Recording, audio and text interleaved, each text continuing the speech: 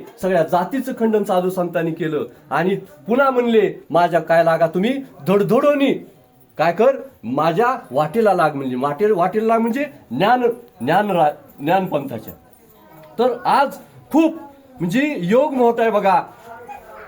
आपल्या गावामध्ये एक आदर्श घेण्यासारखा गोष्ट आहे. याच्यापूर्वी का आपल्या इथं ही नाही, पण ज्यावेळेस उपकार होतो संतांचा, की मी आत्ताच बोललो की कुठंतरी पुण्याईचा उदय झाला आणि उदय झाल्यानंतर अशी कार्य होत असतात.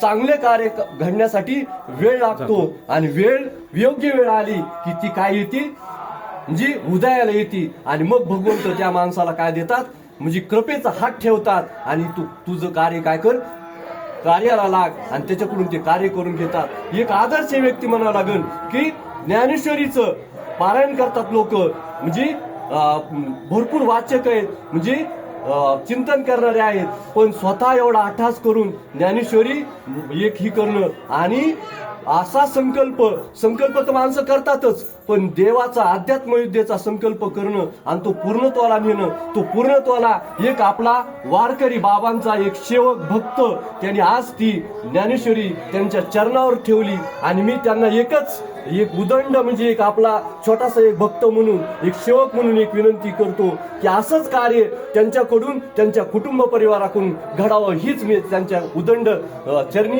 प्रार्थना करतो आणि थांबतो.